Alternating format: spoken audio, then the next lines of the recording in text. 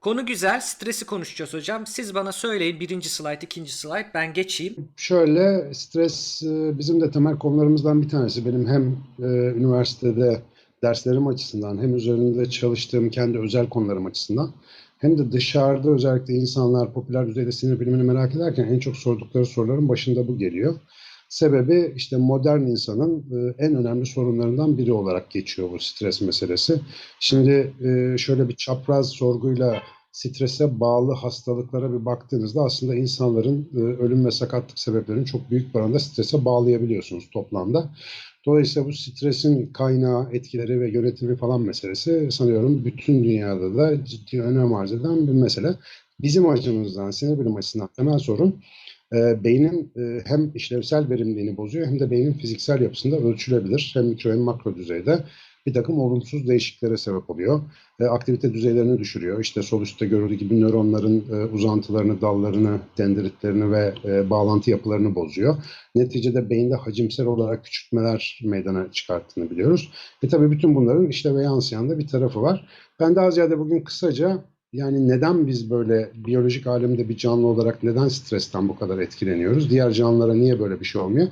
Biraz ondan bahsedeceğiz. Bir sonraki slaytta mevzumuz Geçtim. aslında zaman algısıyla ilgili. Şimdi insan beyninin frontal korteksin, ön beyninin bu kadar gelişmiş olmasının işte bizim yüksek zihinsel işlevler dediğimiz bir şeylerle ilintili olduğunu biliyoruz.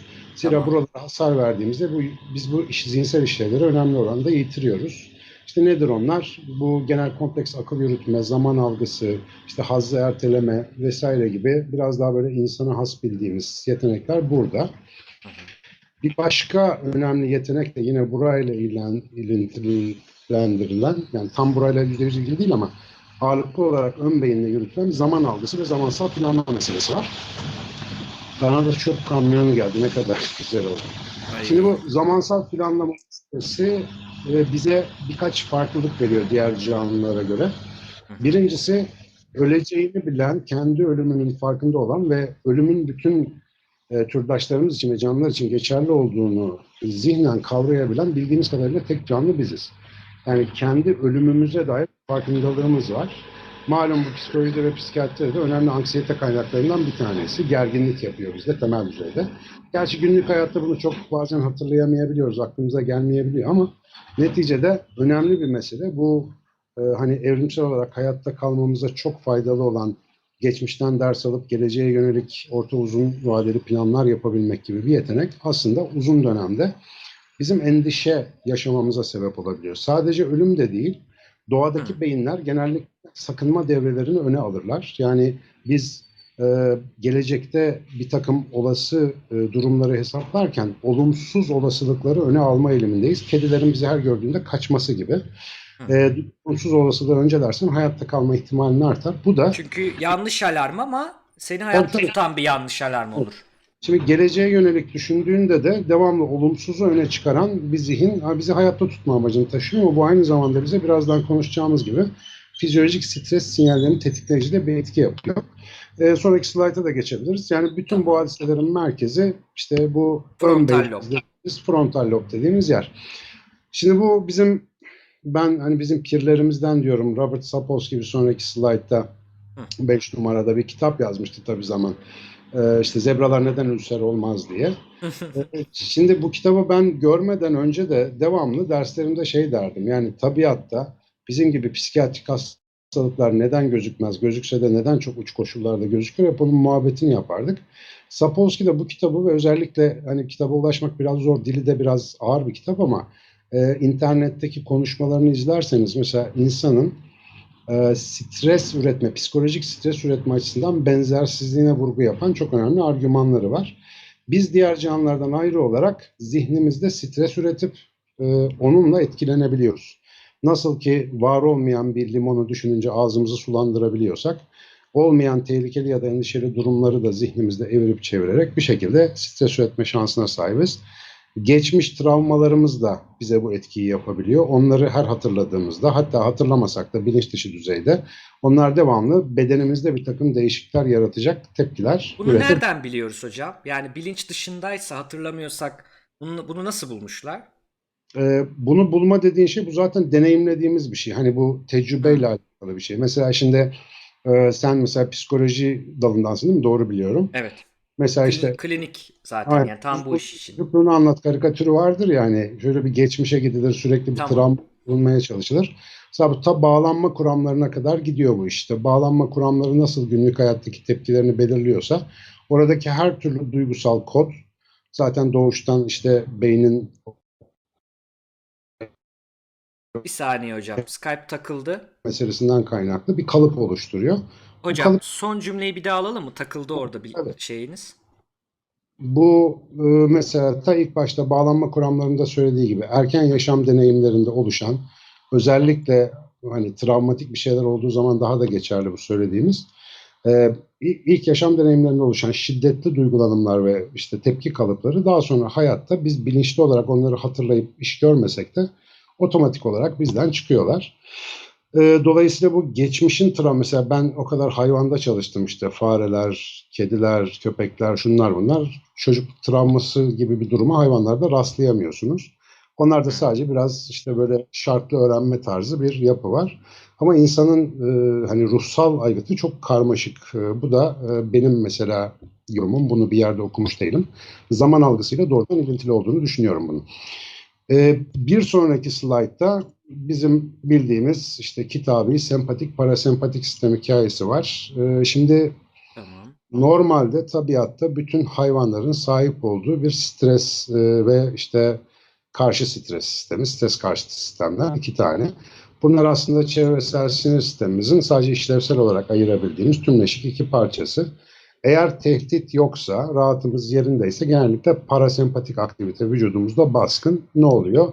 İşte kalbimiz yavaşlıyor, metabolik işlevler yükseliyor, işte vücutta yapım reaksiyonları Sindirim artıyor, falan. sindirim artıyor, göz bebeklerimiz genişliyor, işte birikim yapıyoruz vücutta vesaire.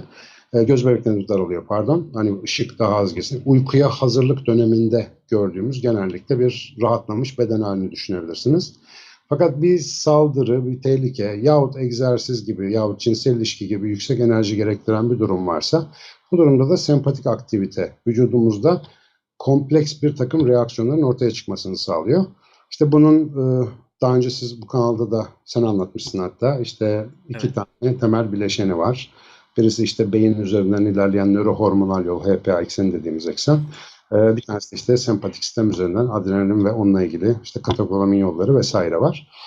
Bunların hepsinin ortak etkisi şu: bedenin tamamını enerji gerektiren savaş ve kaç durumlarını hazırlıyor.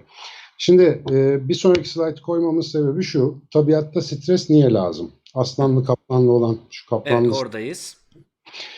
Şimdi bu tabiatta bu avcı ve av ilişkisine bakalım mesela örnek olarak. Belgesellerden çok aşina olduğumuz için Hı hı. avcı sinirlenmeli, acıktığında stres reaksiyonu geçirmeli ki avlanma davranışı tetiklensin. İşte kükremeler, koşmalar, savaş kaç tepkisi. O av da varlığını koruyabilmek için yine strese girip kaçmak durumunda, ama tabiatta İster avcı ava ulaşsın, avı yakalasın, isterse elinden kaçırsın. Dakikalar içerisinde bu stres tepkisinin tekrar normale döndüğünü görüyoruz. Mesela hayvanlarda özellikle avlanan, av olan hayvanlarda PTSD gibi bir durum görmüyoruz. Böyle bir şey raporlanmıyor.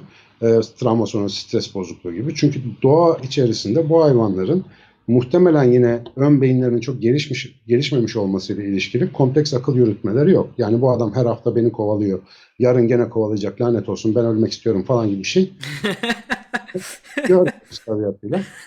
Dolayısıyla hemen işte görürüz, ceylan kaçar atıyorum aslandan, çitadan, 2 dakika sonra otlamaya devam eder. Hani çok fazla böyle zihinde stres Şimdi mekanizma yok. Şimdi zaten PTSD gibi şeyleri biz daha çok yani self report kendi söylediği şeylere göre buluyoruz. Bir de dışarıdan gözlemleyebildiğimiz davranışlar var. Yani fazla ürkmesi, abartılmış bir ürkme tepkisi veya beyinde gerçekleşen bir şey. O sizin söylediğiniz, çünkü ben hayvan psikolojisi çalışmadım hiç. Onun için soruyorum. Bu söylediğiniz hayvanda olmadığı dediniz, herhalde işte beynindeki o aktivitelerle herhalde bakıyorsunuz değil mi? Yani onun olması. Şimdi Çünkü bize doğada gidip bunu PTSD'm var diye rapor edecek hali yok zaten. tabii, ama mesela PTSD gibi bir şey sadece self-report'ta değil, ciddi bir davranış bozukluğuyla da Heh, gördüğüm bir şey.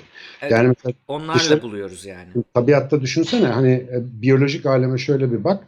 Hani böyle bir sürekli kovalanan av hayvanlarının, Vietnam'daki askerler gibiler. Düşünsene, her gün kovalanıyorlar. Hı hı. netice itibariyle böyle bir şey geliştirme özelliği iyi ki tabiatta yok. Eğer olsaydı hani bütün ceylanlar psikopat olmuştu ya da avlanan her türlü hayvan direkt travma sonrası stres bozukluğuna girerdi. Dolayısıyla bu hayvanlardan ben biraz nimet olarak görüyorum. Zihinlerinin dar olmasının, daha böyle dar bir şimdi penceresinde yaşamalarının çok büyük bir avantajını görüyorlar aslında. Gelecekte yaşamıyor diyorsunuz. Evet. Tabii Bu gelecekte kısım yaşamıyorlar. bilimsel spekülasyonumuz ama onu söyleyelim. Belki Evet. dinleyenler onu şey Hatta alır orada diye şu da var. söylüyorum.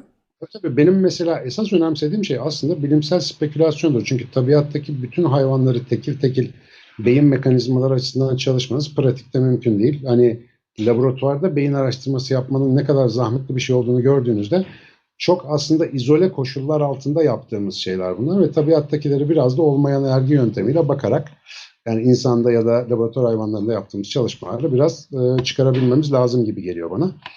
Şimdi İşte tabii o aralar şey ama yani şöyle söyleyeyim yani şey açısından demedim ben onu spekülasyonu yanlış anlamayın. Yani daha hayır, doğru kötü doğru. iyi Ama falan değil. Sadece özellikle şey biz onu biraz dikkat ediyoruz hocam. Çünkü yani benim alanınız değilse mesela ne bileyim fizikte birisi bana bir şey anlatırken neresi onun fikri yani neresi tahmini spekülasyon neresi gerçek bilgi anlayamam ya. O yüzden biz onu parantez olarak söylemek istiyoruz. Yoksa şey yok.